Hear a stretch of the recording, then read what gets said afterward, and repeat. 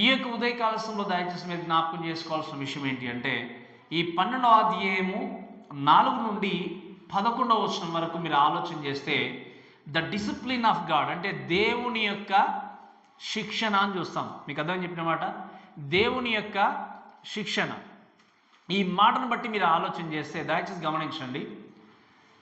ప్రతి మానవుడు లేదా చాలామంది వాక్యాన్ని బట్టి చూసినా లేదా బయట చూసినా చాలామందికి ఏంటి అంటే, ప్రేమతో కూడినటువంటి మాటలను చాలా చక్కగా రిసీవ్ చేసుకుంటాము. కానీ మనల్ని ఎవరైనా కరెక్ట్ చేయాలన్నా, క్రమశిక్షణలో పెట్టాలంటే ఏం చేస్తారు చెప్పండి? ఒప్పుకోరు చాలా త్వరగా.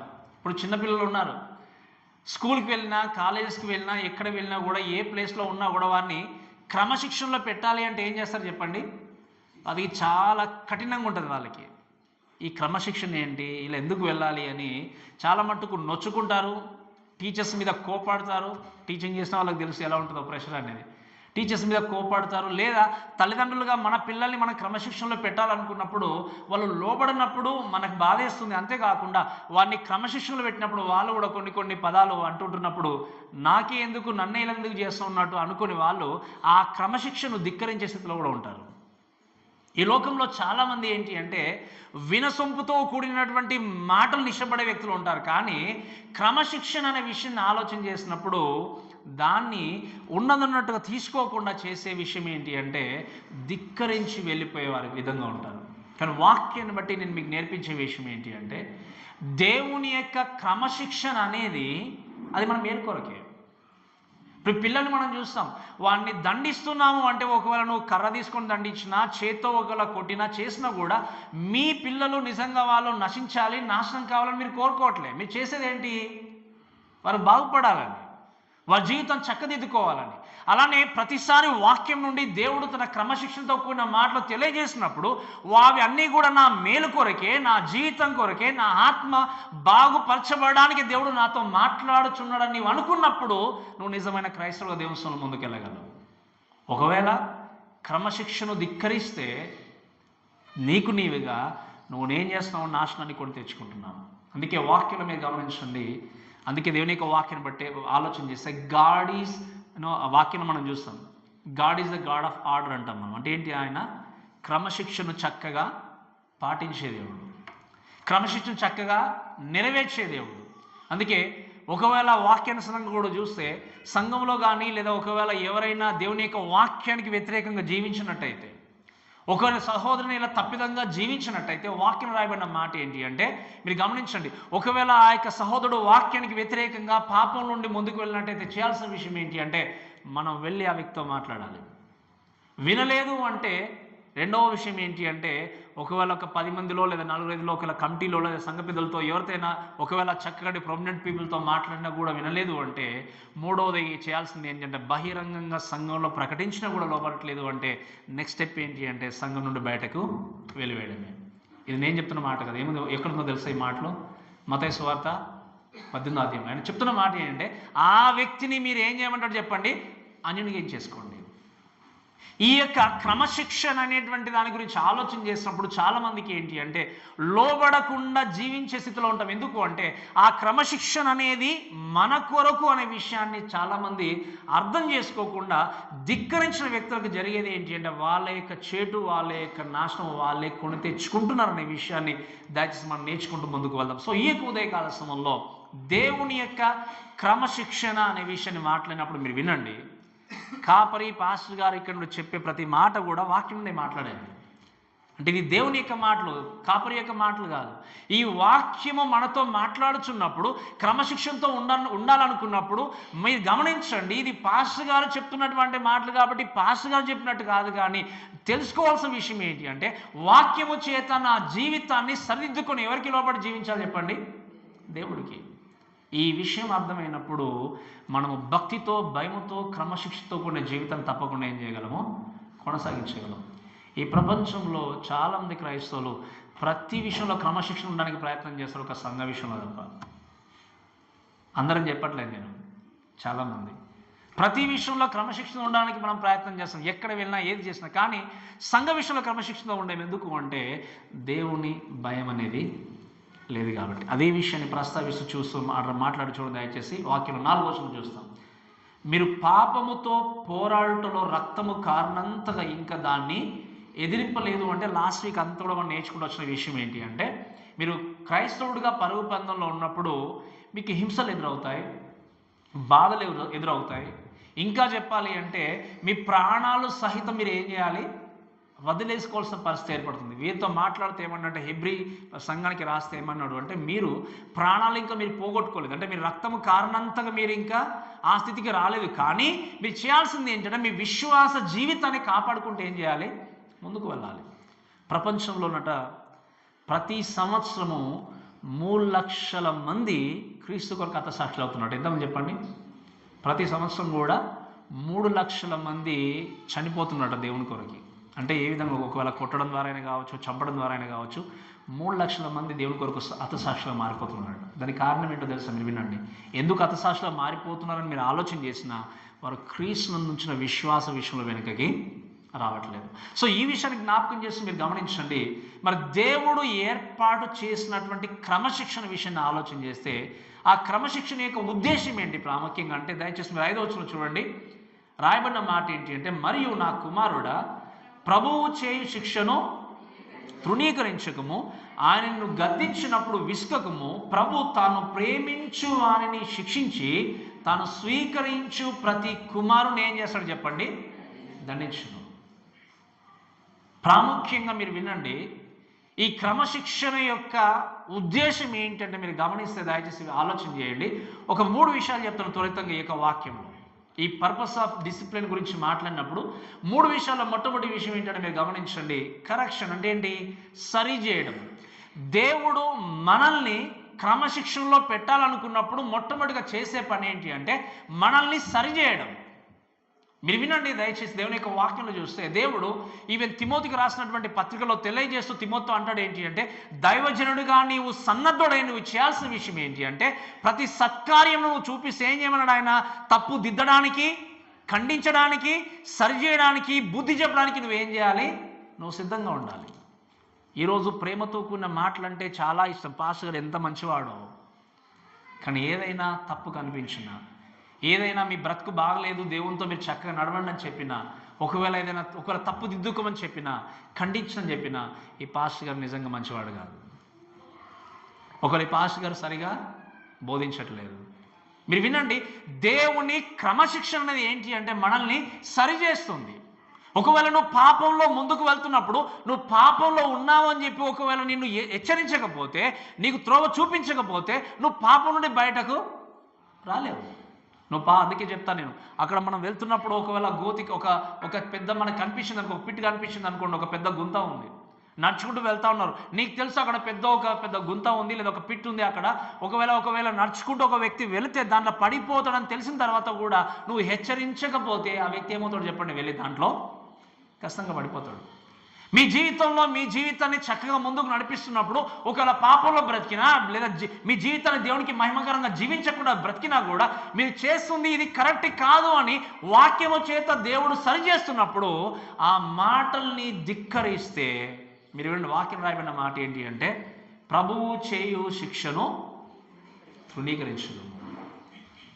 ఒకవేళ తృణీకరించినట్టయితే ఒక మాట ఉంది వాక్యంలో, ఎన్నిసార్లు గద్దించిన లోబడిన వాడు మరీ హఠాత్తుగా ఏం చేస్తాడో చెప్పండి? ఏముంది వాక్యంలో? నాశనం అవుతాడు. అందుకే నేను చాలాసార్లు చెప్పాను, మీరు సమయానికి వచ్చినా, సమయానికి రాకపోయినా, ఎప్పుడు వచ్చినా, ఏది వచ్చినా, పాస్టర్కి వచ్చే నష్టం ఏం లేదు. పాస్టర్ గారు ఏది చెప్పాలన్నది చెప్పేసి వెళ్ళిపోతాడు వాక్యం. ఒకవేళ మీరు వారం మధ్యలో వచ్చినా, రాకపోయినా, లాస్ట్కి వచ్చినా ఏమీ లేదు. కానీ ఏంటి? ఒక నిజమైన సేవకుడిగా ఆలోచన ఏంటి అంటే, మన సంఘముగా మనం కాస్తున్నటువంటి మన మందల విషయంలో జాగ్రత్త. అందుకే అంటాడు యేసుక్రీస్తు, నీ మంద విషయంలో జాగ్రత్త వహించమంటాడు కాపరికి. జాగ్రత్త వహిస్తున్నటువంటి వ్యక్తిగా ఉంటున్నాం కనుకనే మీరు ఒకవేళ ఈ స్థితిలో ఉండకుండా మీ జీవితాన్ని సరి చేసుకోవాలని చెప్పి మనం ఏం చేస్తున్నాం? వాక్యం చేత బోధిస్తున్నాం. ఈ వాక్యాన్ని స్వీకరించి అంగీకరించకపోతే వాక్యం రాయబడిన మాట ఏంటి అంటే, తనకు తానే ఏం చేస్తాడు? తన జీవితానికి నష్టం తెచ్చుకుంటాడు. మీరు వినండి. అందుకే కరెక్షన్ గురించి మాట్లాడినప్పుడు అపోస్తలుడైనటువంటి అయినటువంటి పౌలు కూడా ఏం చేస్తాడంటే, ఈరోజు మనకు ప్రభు బల్ల ఉంది. ప్రభు బల్ల కూడా ఆయన మాట్లాడుతుంటాడు. మనము కొరింథీ పత్రికలు చూస్తే మీరు అయోగ్యముగా చేయి వేస్తే ఏమవుతుందో చెప్పండి? మీరు చాలామంది చనిపోయారు, నిద్రించారు, రోగులై ఉన్నారు. ఏంటి మీరు వినండి, ఒకవేళ దాంట్లో ఎలాగైనా వేయండి అని చెప్పి వాళ్ళని ఏం చేస్తాడు? వదిలేయలేదు. ఆయన ఏం చేస్తాడు? కరెక్ట్ చేస్తాడు, కరెక్షన్ ఇచ్చాడు ఆయనకు. మీరు దీని నుండి బయటకు వస్తేనే మీరు చేయవేయండి. ఈ యొక్క పాపం నుండి కానీ, మీ పాప జీవితం నుండి కానీ, మీ స్థితి నుండి బయటకు రాకుండా మీరు దాంట్లో చేయి వేస్తే మీరు ఏం చేస్తారు చెప్పండి? మీరు అనారోగ్యం పాలవుతారు, లేదా మీ ప్రాణాలనే కోల్పోవచ్చు. కరెక్షన్ నచ్చిన వారు సరి చేసుకుంటారు, నాకెందుకు ఇలా అనుకున్న వారు ఏం చేస్తారు చెప్పండి? తమ జీవితాన్ని తమకు తామే నాశనం కొని తెచ్చుకుంటారు. అందుకే దేవుని యొక్క వాక్యం వినండి, దేవుడు ఎప్పుడు కూడా ప్రేమతో కరెక్ట్ చేసే దేవుడు. అందుకే నేను చెప్పాను ఉదాహరణగానే, చిన్న పిల్లాన్ని సరి చేస్తున్నాము అంటే అర్థం ఏంటి అంటే ఆ కుమారుడు చావాలని కదా. బెత్తెమతో కుమారుని దండిస్తున్నాము అంటే ఆ కుమారుడు నాశనం కావాలని కాదు. ఎందుకు? తన ప్రవర్తనని చక్కదిద్దుకోవాలని చెప్పి. మీరు వినండి, మీ కుమారుని శిక్షించినంతగా ఎదుటి వ్యక్తిని శిక్షిస్తారా? వేరే వారి కుమారుని శిక్షిస్తారా? మీరు స్కూల్లో ఒకరు టీచింగ్ చేసినా ఎక్కడ ఉన్నా కూడా మీ సొంత కుమారుడు మీ క్లాస్లో ఉండనుకోండి, ఆయన మీద కోపడినట్టుగా, తన మీద మీరు చేయి చేసుకున్నట్టుగా వేరే వ్యక్తి మీద మీరు అంత కోపంతో కానీ అంత స్ట్రిక్ట్గా కరెక్ట్ చేస్తారు అతన్ని? ఎందుకు చేయరు చెప్పండి? ఎందుకు చెప్పండి? నా కుమారుడు, నా కుమార్తె వారు తప్పిపోకూడదు, సరైన మార్గంలో జీవించి తప్పకుండా మంచి వ్యక్తిగా బ్రతకాలని చెప్పి. మీరు వినండి, ఆ కరెక్షన్ మీరు చేస్తున్నారంటే ఏంటి? వారందరినీ మీరు తక్కువ శిక్షించినా, తక్కువ వారిని దండించినా ఎవరి మీద ఎక్కువ ప్రేమ ఉంది చెప్పండి? ఎవరి మీద ఎక్కువ ప్రేమ ఉంటుంది మీకు? మీ కుమారుని మీద, పక్క వారి మీదనా? మరి ఎక్కువ ప్రేమ ఉంది కాబట్టి ఏం చేస్తాం చెప్పండి? మీ కుమారుని, కుమార్తెను మీరు. మరి మనకు వాక్యం చేత కరెక్షన్ వచ్చినప్పుడు, అందుకే వాక్యం, దేవుడు తను ప్రేమించే వ్యక్తిని ఏం చేస్తాడు చెప్పండి? కరెక్ట్ చేస్తాడు, తను చక్కగా తీసుకెళ్తాడు. శిక్షణ అన్న మాట ఏంటంటే డిసిప్లిన్, ఇంగ్లీష్లో మనం చూస్తే ఏంటి? క్రమశిక్షణతో కూడినటువంటి జీవితం. ఈరోజు వాక్యం ప్రతి ఆధారం వింటున్నప్పుడు కూడా నొచ్చుకున్నట్టుగా ఉండొచ్చు, లేదా కొన్నిసార్లు ఇదే అనిపించవచ్చు. మీరు వినండి, అందుకే నేను చెప్తాను, రూల్స్ ఒకవేళ ఉన్నా కూడా క్రమశిక్షణ ముందుకెళ్తున్నప్పుడు ఎవరైతే బ్రేక్ చేస్తారో వాళ్ళకే ప్రాబ్లం, ఎవరైతే లోపడమో వాళ్ళకే ప్రాబ్లం. కానీ ఇవన్నీ మాటలు నా జీవితాన్ని మార్చుకోవడానికి దేవుడు నాతో మాట్లాడుచుండని ప్రతిసారి మనము వాక్యం ఉన్నట్టుగా తీసుకొని మన జీవితాన్ని కొనసాగిస్తే నువ్వు ఖచ్చితంగా దేవుని యొక్క ప్రేమను రుచి చూడగలవు. అందుకే ఎప్పుడు దేవుని యొక్క వాక్యం చూస్తా, దేవుడు చేసేటువంటి శిక్షను తృణీకరించకూడదు. ఆ మాట్లాడుతూ ఇంకొక మాట చెప్పాడు చూడండి, నాట్ ఓన్లీ కరెక్షన్, పర్పస్ ఏంటి అంటే, ఉద్దేశం ఏంటి అంటే ప్రివెన్షన్ అని చూస్తామంటే నివారణ విషయం చూస్తే ఏంటి అంటే పాపములో పడిపోకుండా దేవుడు మనల్ని ఎప్పుడు కూడా, మీరు వినండి, క్రమశిక్షణ ద్వారా మనల్ని నివారిస్తాడు. అంటే ఏంటి? నువ్వు నిజంగా పాపంలో పడిపోవడానికి సిద్ధంగా ఉన్న టైంలో నువ్వు పడిపోకుండా జాగ్రత్త వహించడానికి దేవుడు ఈ క్రమశిక్షణతో కూడినటువంటి మాటలు మీకు ఎప్పుడు కూడా తెలియజేస్తూ ఉంటాడు. ఈ విషయాన్ని మనం చూస్తే మీరు గమనించండి దయచేసి. అపోస్తలుడు అయినటువంటి పౌలు గొప్ప సేవ చేస్తూ ముందుకు వెళ్ళాడు. కానీ ఏమన్నాడు చెప్పండి? నా యొక్క దేహంలో దేవుడు ఏం చేశాడని చెప్పండి? ఒక ముళ్ళు పెట్టాడు. ఎందుకు ముళ్ళు పెట్టాడు చెప్పండి? తెలుసా మీకు ఎందుకు ముళ్ళు పెట్టాడు? అని అంటాడు, ముళ్ళు ఎందుకు ఉంది అంటే, ఇంకా నాకు ఏ సమస్య లేదు, నాకు నేనుగా అని చెప్పి గర్వముతో మనం ముందుకు వెళ్ళకుండా దేవుడు ఎక్కడ ఏ విధంగా ఆపాలో, ఏ విధంగా తగ్గించాలో మనకంటే ఎక్కువ ఎవరికి తెలుసు. అందుకే నేను చాలాసార్లు చెప్పాను, నాకు నేనే అనుకుంటే ఒక సెకండ్ చాలు దేవుడు మనల్ని తగ్గించడానికి. మీకున్నటువంటి టాలెంట్స్ని బట్టి కావచ్చు, మీకున్నటువంటి గిఫ్ట్స్ని బట్టి కావచ్చు, మీకున్నటువంటి హోదాని బట్టి కావచ్చు, నేనే అనుకుంటే ఒక్క క్షణం చాలు. మానవులు ఎంతకాలం ట్రై చేసినా ఒకవేళ తగ్గకపోవచ్చు, కానీ దేవుడికి ఒక్క క్షణం చాలు మనల్ని ఎక్కడ నిలబెట్టాలో ఎక్కడ ఉంచాలి. అందుకే వాక్యంలో ఒక మాట ఉంది, తాను నిలుచున్నానని తలంచువాడు పడిపోకుండా జాగ్రత్తగా ఉండాలి. కాబట్టి నిజంగా నాకు అన్నీ తెలుసు అనుకో నువ్వు ముందుకెళ్ళినప్పుడు నీ జీవితంలో, మీరు వినండి, ఆ యొక్క ప్రౌడ్నెస్కి, ఆ గర్వంలోనికి వెళ్లకుండా దేవుడు ఎలా తగ్గించాలో, ఎలా సరి చేయాలో నివారణ ఇస్తూ దేవుడు ఖచ్చితంగా మనల్ని ఏం చేస్తాడు చెప్పండి? ముందుకు తీసుకెళ్తాడు. కాబట్టి ఈ క్రమశిక్షణ మీరు వినండి, ఎవరి గురించి చెప్పండి?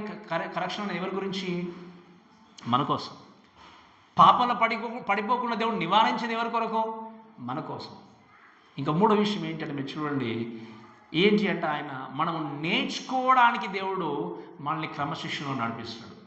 ఎలా నేర్చుకోవడానికి ఆలోచన చేస్తే మీరు చూడండి, కొన్నిసార్లు దేవుని సన్నిధిలో దేవుని యొక్క క్రమశిక్షణ నేర్చుకుంటేనే దేవునితో మన సంబంధాన్ని కలిగి ముందుకెళ్ళగలం, దేవునితో సహవాసాన్ని కలిగి ముందుకెళ్ళగలం.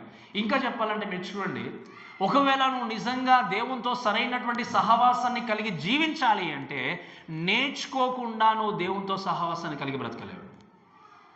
మీకు అర్థమైంది చెప్పిన మాట. అందుకే నేను చెప్పాను, యేసుక్రీస్తు గురించి బాగా మీకు తెలియాలంటే ఏం చేయాలి చెప్పండి? యేసుక్రీస్తు గురించి మీకు బాగా తెలియాలంటే ఏం చేయాలి? వాక్యం బాగా చదవాలి, వాక్యాన్ని బాగా వినాలి. మనకు తెలుసు మన సంఘంలో ఎంతమంది అసలు వాక్యం వింటామో, ఏ టైంకి వస్తామో. ఇక దేవుడి గురించి నాకు తెలుసు అని నీవు అనుకుంటున్నావు అంటే నీవు మోసం చేసుకున్నట్టే లెక్క. అందుకే చెప్పాను, మనం గర్వముతో వెళ్ళకుండా దేవుడు ఏం చేసి సపోజ్ అయిన పౌలుకు ఒక ముళ్ళు పెట్టినట్టుగా నీ జీవితంలో నా జీవితంలో కొన్నిసార్లు దేవుడు స్ట్రగుల్స్ గుండా తీసుకెళ్ళొచ్చు, శ్రమల గుండా తీసుకెళ్ళొచ్చు. అయ్యో ప్రభా, ఎందుకు నాకు ఈ కష్టం వస్తుంది, ఎందుకు ఈ బాధ కలుగుతుంది అని చెప్పి నువ్వు దేవుణ్ణి ధిక్కరించడానికి వీల్లేదు. ఎందుకంటే దేవుడు తను ప్రేమించిన వ్యక్తిని ఏం చేస్తాడు చెప్పండి? శిక్షిస్తాడు, డిసిప్లిన్లో పెడతాడు, క్రమశిక్షణలో నడిపిస్తాడు. కాబట్టి ఈ విషయాలు గుర్తుపెట్టుకుంటూ దయచేసి మనందరం కూడా చేయాల్సింది ఏంటి అంటే, వచ్చేటువంటి శోధనలే కావచ్చు, శ్రమలే కావచ్చు, మనం నేర్చుకోవడానికి దేవుడు ఏం చేస్తాం? మనల్ని నడిపిస్తాడు. శ్రమల ద్వారా నేర్చుకునేటువంటి విషయాలు ఎన్నో ఉంటాయి కదా. నాకు తెలిసి ఎంత ఉన్నారు మీరు ఇక్కడ కూర్చున్న వాళ్ళు, మీ జీవితంలో విన్నదానికంటే, చూసిన దానికంటే మీ జీవితంలో శ్రమల ద్వారా నేర్చుకున్న విషయాలు ఎన్నో ఉన్నాయి. నిజంగా నేను నేర్చుకోలేను అన్న వాళ్ళు ఎవరు లేరు. మన జీవితంలో ఉన్నటువంటి ఆ ఎక్స్పీరియన్స్ని బట్టి, శ్రమల ద్వారా మనం ఎన్నో నేర్చుకున్నాం. ఈ శ్రమలు కానీ, కష్టాలు కానీ మిమ్మల్ని దేవుడికి దగ్గరగా తీసుకొని రావాలి. అదే నిజమైన క్రైస్తవ జీవితం. ఈరోజు వాక్యం వింటున్నప్పుడు దేవుని బిడ్డలారా, దేవుడి మాటల చేత నిన్ను సరి చేస్తున్నప్పుడు నువ్వు నొచ్చుకుంటున్నావేమో, కానీ గుర్తుపెట్టుకోండి, అది నీ బాగు కొరకే. ఒకవేళ దేవుడు నువ్వు పాపంలో పడిపోకుండా ఈ వాక్యం చేత హెచ్చరిస్తున్నాడేమో, గద్దిస్తున్నాడేమో, గుర్తుపెట్టుకోండి, నీ బాగు కొరకే. ఒకవేళ నేర్చుకోవడానికి దేవుడు నీకు అవకాశం ఇచ్చినప్పుడు నాకెందుకులా నువ్వు ధిక్కరిస్తే, వినండి, అది నీకుగా ప్రమాదాన్ని కొని తెచ్చుకుంటున్నావు. అందుకే ఇది పర్పస్. ఈ పర్పస్ మాత్రమే కాకుండా మీరు చూడండి దయచేసి దేవుని యొక్క వాక్యం చూస్తే, ఈ డిసిప్లిన్ గురించి మాట్లాడితే రెండు రకాలుగా మనం ఆలోచన చేయొచ్చు. క్రమశిక్షణ గురించి మాట్లాడితే మొట్టమొదటి ఏంటంటే మీరు చూడండి, ఒకవేళ క్రమశిక్షణతో కూడినటువంటి వాక్యాన్ని మనం వింటూ ముందుకు వెళ్తున్నప్పుడు, ఈ క్రమశిక్షణతో కూడిన వాక్యాన్ని విన్న తర్వాత లైట్గా తీసుకుంటే ఎవరికి నష్టం చెప్పండి? మీకు అర్థమైంది? ఎవరికి నష్టం లైట్గా తీసుకుంటే? అంటే వాక్యం వింటాము, అవన్నీ తీసుకున్న తర్వాత ఇది గద్దింపుతో కూడినటువంటి మాటలు వినిపింపబడుతున్నాయి. నువ్వు ఈ జీవితాన్ని మార్చుకోవాలి, చక్కదిద్దుకోవాలి, ఈ విధంగా బ్రతకాలి, ఆ విధంగా బ్రతకాలని వాక్యం చెప్పిన తర్వాత కూడా I don't want to change అనుకున్నారనుకోండి, నేను మారను అని వాడిని లైట్గా తీసుకుంటే ఏమవుతుందో చెప్పండి? చాలా చులకనగా చూస్తే ఏమవుతుంది? ఎవరికి నష్టం చెప్పండి? అందుకే నేను మీకు ఇదివరకు చెప్పాను, ఒకసారి మనం వెళ్తున్నప్పుడు ఒక దారిలో పెద్ద మూల మలుపు ఉంది అని ఒక బోర్డు ఉందనుకోండి, ఆ పెట్టారులే నాకేంటి అని నువ్వు వెళ్ళిపోతే, లైట్గా తీసుకుంటే ఏమవుతుందో చెప్పండి? నువ్వు లోకం నుండి వెళ్ళిపోవచ్చు, లేదా మంచం మీద నువ్వు ఎల్లకాలము ఉండిపోవచ్చు. కానీ దాన్ని చూసి, ఆ హెచ్చరిక చూసి నీవు నిజంగా ఒకవేళ దాని ప్రకారంగా నీ జీవితాన్ని చక్కదిద్దుకొని ముందుకు వెళ్తే, లైట్గా తీసుకోకుండా వెళ్ళిపోతే ఏమవుతుందో చెప్పండి? నీ జీవితం అనేది బాగుతుంది. ప్రతి వారం మనము ఎన్నో వాక్యాలు వింటూనే ఉన్నాం దేవుని యొక్క వాక్యం నుండి. అందుకే చెప్పాను, this is a 2 edges sword అంటాం. అంటే ఏంటి? నన్ను మిమ్మల్ని ఇది కలెక్ట్ చేస్తూ ముందుకు తీసుకెళ్తుంది. ఈ వాక్యం వింటున్న తర్వాత కూడా మనం సరి చేసుకోకుండా జీవితాన్ని కొనసాగించినట్టయితే మీరు వినండి, ఏ వ్యక్తి కూడా మిమ్మల్ని రక్షించలేడు, ఏ వ్యక్తి కూడా మిమ్మల్ని కాపాడలేడు.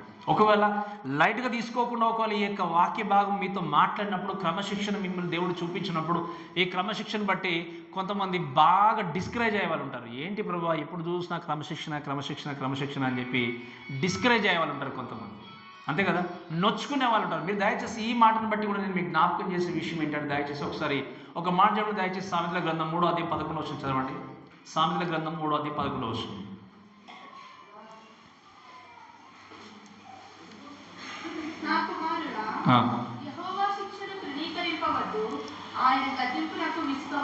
రైట్, ఏమండి యెహోవా శిక్షను, ఈ మాట కోట్ చేస్తూ ఇదే ఇక్కడ రాయబడిన మాట ఏంటి అంటే, చెప్పాడు 5-6 వచనంలో, ఆయన చేసిన శిక్షను తృణీకరించకుండా, ఆయన గద్దించినప్పుడు విసుకకుండా, ప్రభు తను ప్రేమించిన వారిని శిక్షించి తాను స్వీకరించే ప్రతి కుమారుని ఏం చేస్తాడు చెప్పండి? దండించే వ్యక్తిగా ఉంటాడు. కనుక నువ్వు డిఫికల్ట్స్ గుండా వెళ్ళినప్పుడు, కష్టాల గుండా వెళ్ళినప్పుడు, లేదా వాక్యం అనేది నొచ్చుకున్నట్టుగా నీ జీవితంలో అనిపించినప్పుడు డిస్కరేజ్ కాకుండా మీరు వినండి, నీ జీవితాన్ని సరి చేయడానికి దేవుడు నీతో మాట్లాడుతున్నది ఎప్పుడు కూడా నువ్వేం చేయాలి? గ్రహించాలి. మీరు వినండి, మిమ్మల్ని ఎంతసేపు మభ్యపెట్టి ఎంతసేపు చక్కదిది ఏది కూడా ఒకవేళ పాపం చేసినా, ఇప్పుడు మీరు వినండి, పాపంలో పడిపోయినా కూడా హెచ్చరించకుండా అలానే వదిలేస్తే మీరు వినండి, అలా వదిలేసేటువంటి కాపరి యొక్క తీర్పు అనేది మరీ కఠినంగా ఉంటుంది. ఇప్పుడు అందుకే చెప్పాను ఒక ఎగ్జాంపుల్. ఒక వ్యక్తి మీ కళ్ళ ముందు ఒక గోతిలో పడిపోతున్నాడు, కళ్ళ ముందు లేకపోతే ఇంకెక్కడో పడిపోవడానికి సిద్ధంగా ఉన్నప్పుడు, లేదా పాపంలో పడిపోవడానికి సిద్ధంగా ఉన్నప్పుడు నువ్వు చూసి అలానే వదిలేస్తున్నావు అంటే తడేలా నీకు తప్పకుండా ఒకరోజు లెక్క అనేది చెప్పుకోవాల్సిందే. అంతే కదా. మనం అనుకోవచ్చు ఈరోజు మన నైబర్స్ విషయంలో కావచ్చు, మన పక్క వాళ్ళ విషయంలో కావచ్చు, నెగ్లిజెన్స్ ఉన్నా కూడా దేవుడు నన్ను అడుగుడు క్వశ్చన్, వాళ్ళ ఇంటి పక్కన ఉన్నటువంటి వ్యక్తికి ఒక్కసారి సువార్త మీరు చెప్పారండి, ఎవరిని అడుగుతారు చెప్పండి? ఎవరిని అడుగుతాడు దేవుడు? మిమ్మల్ని అడుగుతాడు. ఇప్పుడు మన మాట విన్న తర్వాత సువార్త ప్రకటించినప్పుడు మీ మాట వినొచ్చు, లేకపోతే మీతో మాట్లాడడం మానేయచ్చు. కానీ మీరు చేయాల్సింది ఏంటంటే ఒక్క ఛాన్స్ తీసుకున్న ఒక్క రోజున వారికి ఏం చేయాలి? సువార్తని చెప్పాలి. అయ్యో నేను సువార్త చెప్తే వాళ్ళు నాతో మాట్లాడడం మానేస్తారేమో, నాతో ఇదివరకు ఉన్నట్టుగా ఉండరేమో అని అనుకుంటే మీరు వినండి, వారు వెళ్ళేది ఖచ్చితంగా నరకానికి. నువ్వు వారితో పాటు వెళ్ళడానికి ఇష్టం లేదు కదా, నువ్వు వారితో పాటు వెళ్ళడానికి నువ్వు ఇష్టపడట్లేదు అంటే మీరు వినండి, వారు మీతో పాటు రావాలి అంటే ఒక్కసారి మనం ఏం చేయాలి? మనం చెప్పడము మన బాధ్యత. గ్రహిస్తారా, అనుసరిస్తారా, అంగీకరిస్తారా? ఎవరి చేతిలో ఉంటుంది చెప్పండి? వారి చేతిలో ఉంటుంది.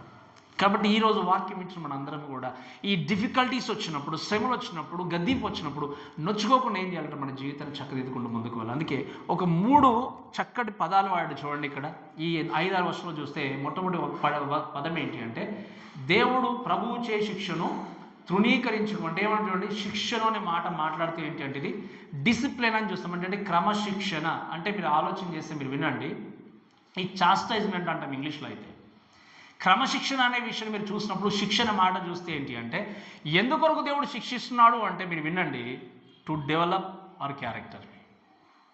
మీకు అర్థం చెప్పిన మాట దేని చెప్పండి? మన క్యారెక్టర్ని మనము బిల్డ్ చేసుకోవడానికి. అందుకే నేను మీకు చెప్తాను, ఫేక్ క్యారెక్టర్స్ మనకు అవసరం లేదు. ఫేక్ క్యారెక్టర్స్ చేత మనము 100 మందిని సంపాదించుకోవచ్చు, అంతే కదా. మనం ఏం చేస్తాం ఇప్పుడు 100 మందిని మన చుట్టూ ఒక గ్యాంగ్ లాగా తీసుకుని వెళ్ళిపోవచ్చు.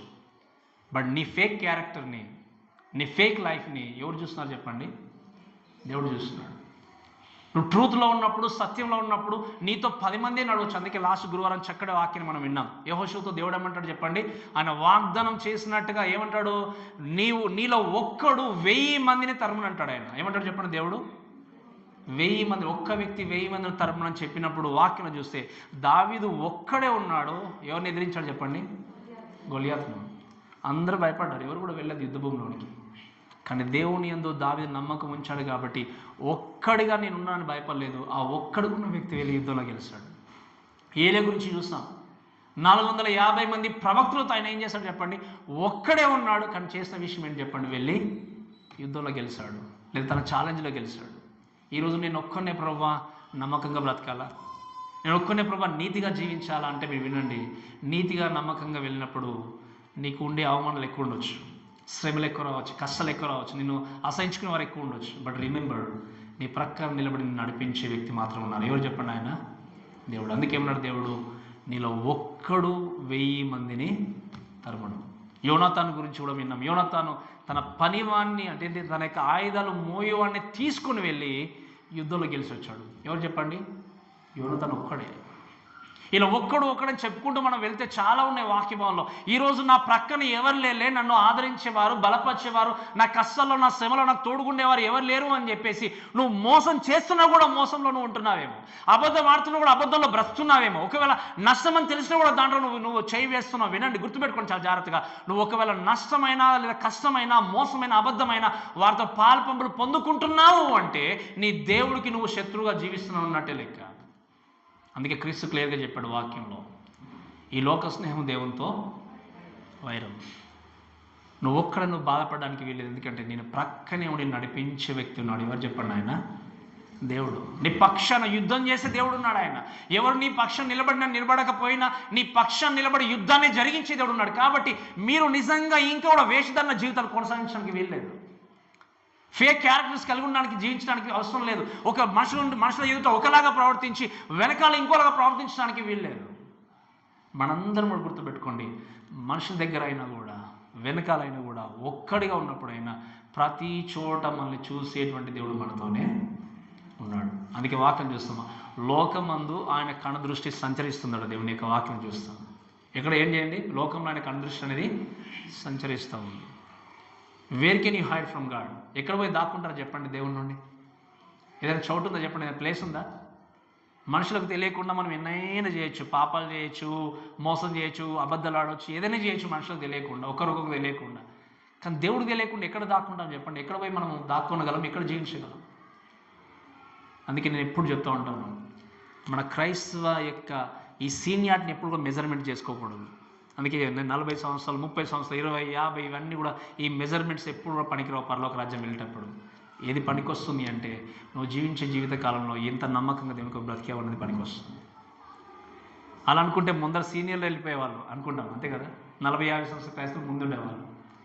మీరు వినండి, మీరు నమ్మకంగా జీవిస్తే కాపరిగా నేనున్న నాకంటే విలువైన బహుమానం మీరు రేపు అక్కడ పొందుకోవచ్చు. నాకు ఒకటే రావచ్చు కిరీటం, మీకు 2 రావచ్చు, 3 రావచ్చు. మీకు దేన్ని బట్టి చెప్పండి? అవి మీ జీవితాన్ని నమ్మకంగా మీరు కొనసాగిస్తే, నమ్మకంగా మీ జీవితాన్ని ముందుకు నడిపిస్తే. కాబట్టి చూడండి, ఇక్కడ ఆయన కరెక్ట్ చేసినప్పుడు మీరు చూస్తే అక్కడ శిక్ష అనే మాట మాట్లాడినప్పుడు ఆ శిక్ష అనేది ఏం చేస్తుంది అంటే మన క్యారెక్టర్ని బిల్డ్ చేస్తుంది. ఈరోజు ఒకవేళ ఫేక్ క్యారెక్టర్తో నువ్వు ఎంతమందిని సంపాదించుకున్నా, ఒక చిన్న మిస్టేక్ దొరికితే చాలు, ఈరోజు మిమ్మల్ని అక్కడ కూర్చుని పెట్టిన వ్యక్తి ఒకేసారి కూల్చేయచ్చు. జరగదు చెప్పండి? అదే నువ్వు నమ్మకంగా ఉంటే, కష్టమైన నష్టం నమ్మకంగా ఉంటే నేను బ్లేమ్ చేయడానికి వీళ్ళు ఎంత బ్లేమ్ చేసినా, ఆ రోజు దానియేలు మీరు గమనించండి, ఏం చేశారు చెప్పండి? బ్లేమ్ చేసేది ఎక్కడ పడేశారు చెప్పండి? ఆయన్ని సింహాల బోన్లో. కానీ చివరికి ఏం జరిగింది? నిజం బయటకు వచ్చినప్పుడు ఎవరైతే బ్లేమ్ చేశారో వాళ్ళని తీసి ఏం చేశారు చెప్పండి? మళ్ళీ అదే సింహాల బోన్లో పడేసినట్టుగా చూస్తాం. రిమెంబర్, నీ పక్షాన దేవుడు నీ యుద్ధాన్ని జరిగించగలడు. కాబట్టి ఇంకొక మాట చూడండి, అదే 6వ వచనంలో చూస్తే, శిక్ష మాత్రమే కాదు, ఆయన నిన్ను గద్దించినప్పుడు అని చూస్తున్నాం. ఏంటంటే చెప్పండి? గద్దించినప్పుడు శిక్ష కొంచెం సాఫ్ట్గా ఉండొచ్చు, గద్దించడం కొంచెం హార్ష్గా ఉండొచ్చు, అంతే కదా. గద్దించినప్పుడు విసుకకు, ఎందుకంటే వాక్యంలో రాయబడిన మాట ఏంటో మీరు వినండి. ఇది నోటి ద్వారా దేవుడు వాక్యం చేత చాలా గట్టిగా మిమ్మల్ని గద్దించినప్పుడు మీరు వినండి, మీ జీవితంలో ఉన్నటువంటి ఏదైనా క్రియని మీరు మార్చుకోవాలేమో.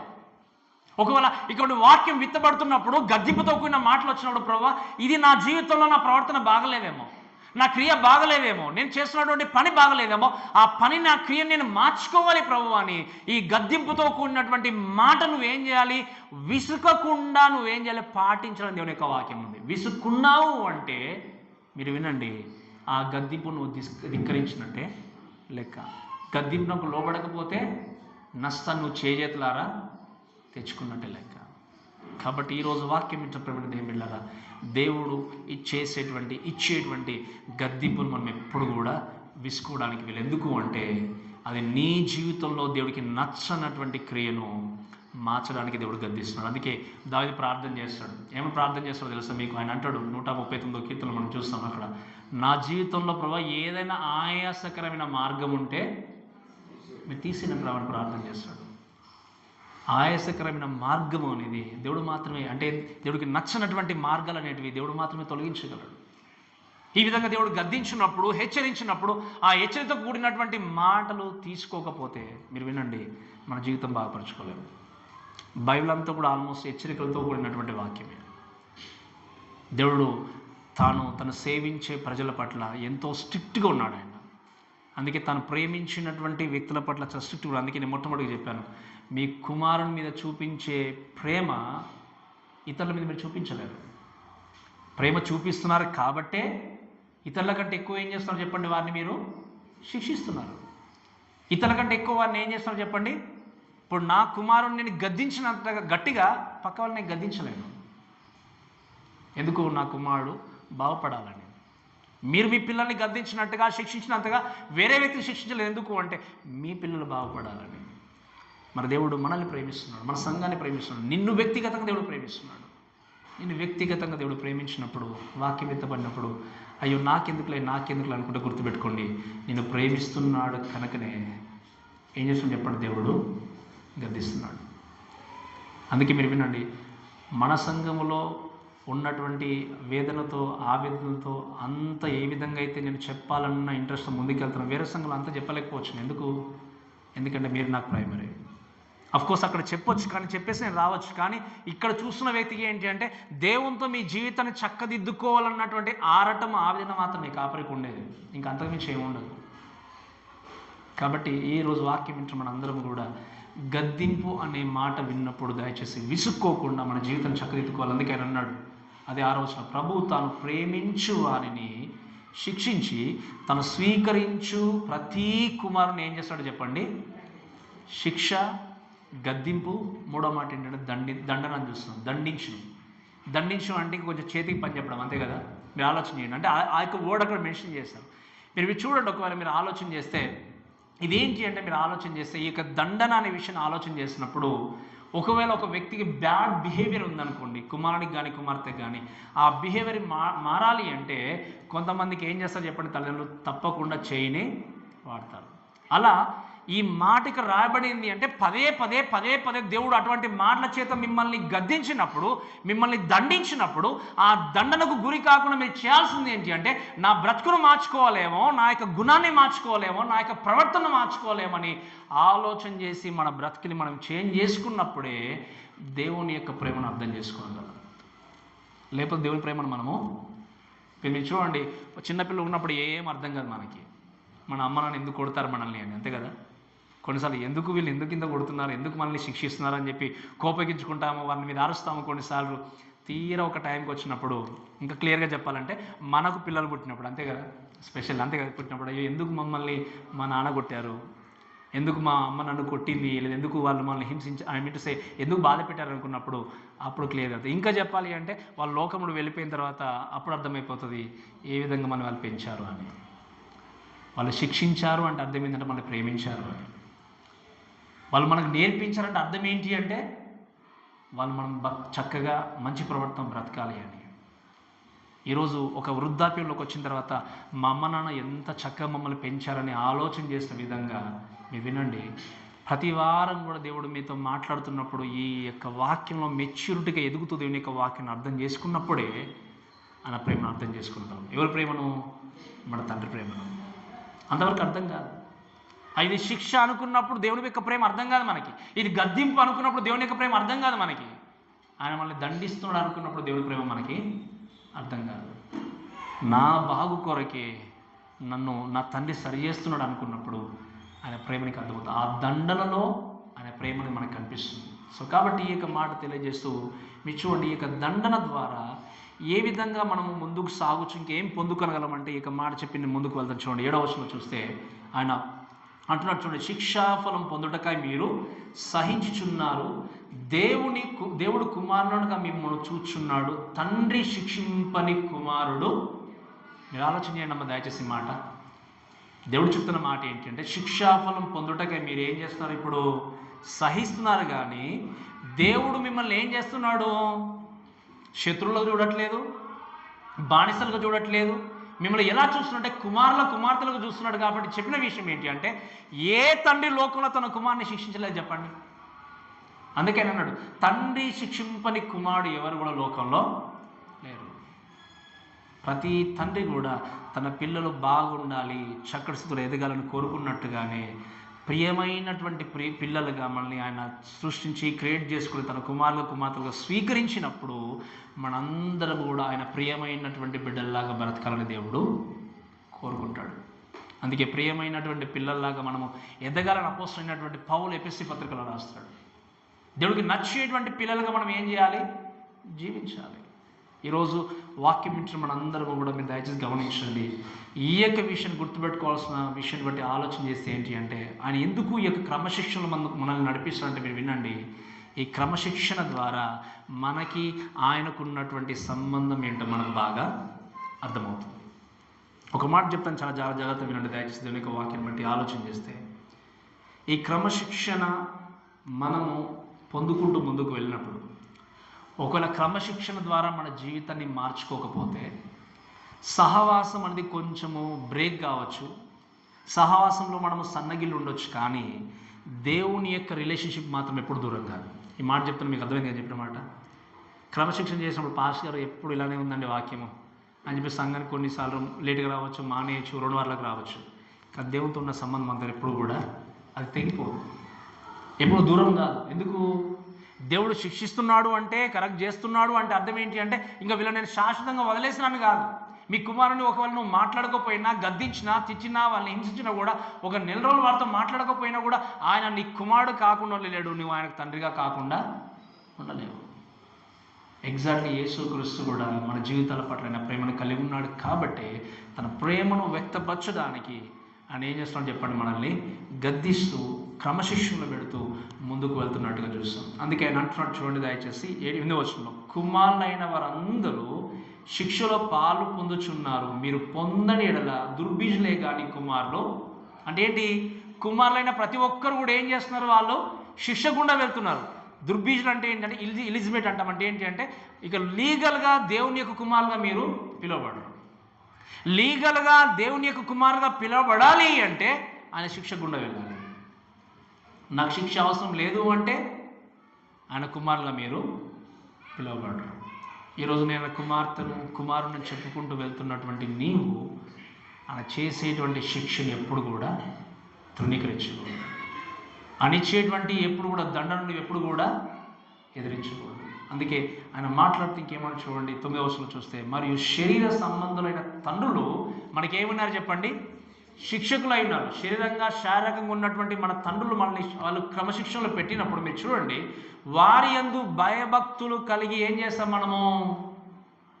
ఇప్పుడు మనం పిల్లలుగా ఉన్నప్పుడు మనల్ని వారు క్రమశిక్షణలు పెట్టినప్పుడు ఎంతో భయపడి చక్కదిద్దుకోవడానికి ఒకసారి చేసే ప్రయత్నం చేశాం. వారి యందు భయభక్తులు కలిగి జీవించినట్టుగా చూడండి, అట్లయితే ఆత్మలకు తండ్రి అయిన వానికి మరీ ఎక్కువగా లోబడి బ్రతకవలన కదా అన్నాడు ఆయన. ఇది నేను చెప్తున్న మాట కాదు. ఈ లోకంలో శారీరక తల్లిదండ్రులు మిమ్మల్ని క్రమశిక్షణలో పెట్టినప్పుడు ఎంత భయంతో బ్రతుకుతారో అంతకంటే ఎక్కువగా మీరు ఏం చేయాలి చెప్పండి? మీ ఆత్మను క్రమశిక్షణలో పెడుతున్నటువంటి దేవుడికి మీరు ఏం చేయాలి? లోబడి జీవించాలి. కానీ మనం ఏంటంటే కొంతమంది మాకు లోబడడం అవసరం లేదు అనుకుంటే ఎవరు కూడా మిమ్మల్ని కాపాడలేరు.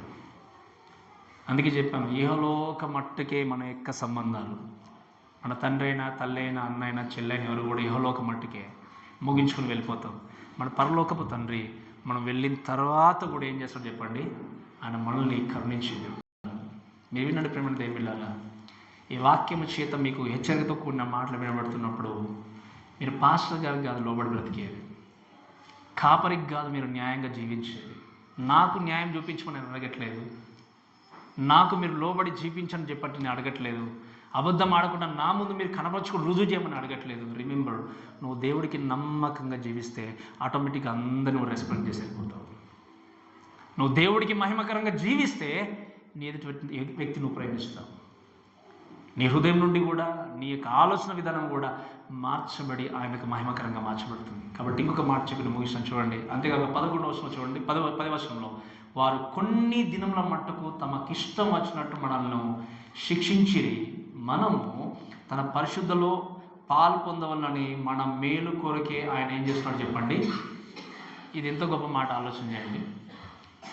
మనల్ని కొన్ని దినముల మట్టుకు తమకిష్టం వచ్చినట్టు ఏం చేస్తాడు చెప్పండి? తల్లిదండ్రులు శిక్షించారు. కానీ మనము పరిశుద్ధలో పాల్పంపులు పొందాలి అని చెప్పి మన మేలు కొరకే దేవుడు ఏం చేస్తున్నాడు మనల్ని. కానీ మనం ఏం చేస్తాము? ఈ పరిశుద్ధత అవసరం లేదు అనే విధంగా బ్రతుకుతాం. ఈరోజు వాక్యం చేత నీ కరెక్షన్ వస్తుంది అంటే, గద్దింపుతో కూడిన మాటలు నీకు వస్తున్నాయి అంటే గుర్తుపెట్టుకోండి, మీరు పరిశుద్ధంగా పవిత్రంగా దేవుని దగ్గర జీవించాలని, దేవుని దగ్గర బ్రతకాలని, దేవునితో నడవాలని. అంతే తప్ప మీ నుండి ఏదో కోరుకునే కాదు వాక్యం వచ్చేది, లేదా దేవుడు నిజంగా మిమ్మల్ని శత్రువుగా చూసే దేవుడు కాదు, మిమ్మల్ని దూరం పెట్టే దేవుడు కాదు. మిమ్మల్ని ప్రేమిస్తున్నాడు కనుకనే ఆయన ఏం చేస్తున్నాడు చెప్పండి? ఆయన మిమ్మల్ని శిక్ష కూడా తీసుకెళ్తున్నాడు.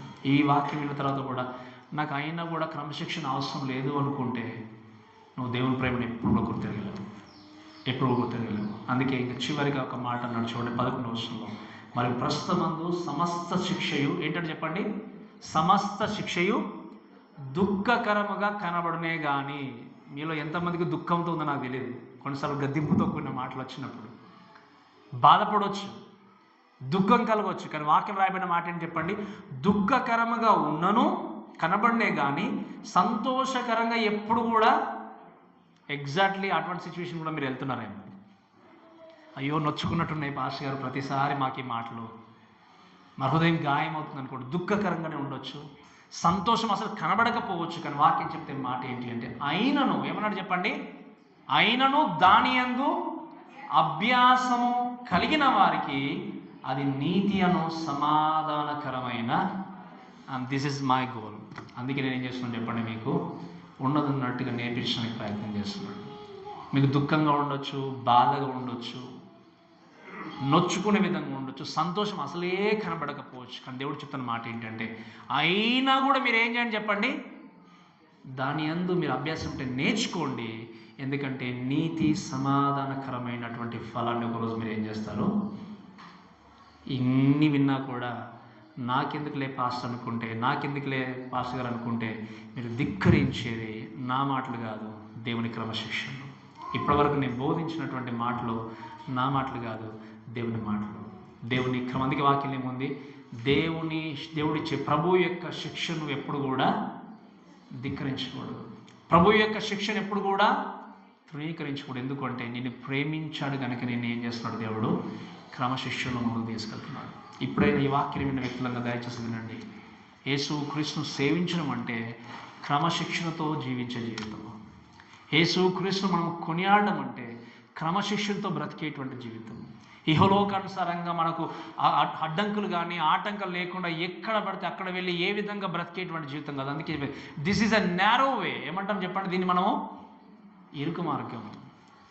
ఇరుకు మార్గంలో ఉన్న వ్యక్తులంగా మన జీవితాన్ని వాక్యం చేత ప్రతిసారి సరిచేయబడుతున్నప్పుడు, అందుకే కీర్తనకాడైన దావీదు ఏమంటాడు చెప్పండి? నీ ఎదుట నేను పాపము చేయకుండా ఉన్నట్లు నా హృదయంలో నీ వాక్యము నేను ఉంచుకొని ఉన్నాను. ఈరోజు ఈ వాక్యం వింటున్న మన అందరము కూడా వాక్యము విత్తబడుతున్న ప్రతిసారి ఈ వాక్యం హృదయంలోనికి తీసుకోకపోతే, అంగీకరించకపోతే, హృదయంలోనికి చేరవేసుకోకపోతే ఖచ్చితంగా మార్పు కలగదు, ఖచ్చితంగా జీవితము మార్చబడదు. ఇప్పుడు మెడిసిన్, మనం ఒక ఫీవర్ వచ్చిందంటే మెడిసిన్ తీసుకుంటాం. మెడిసిన్ తీసుకోకపోతే మనకున్నటువంటి ఆ యొక్క రోగం కానీ అనారోగ్యం కానీ బాగుతుంది చెప్పండి?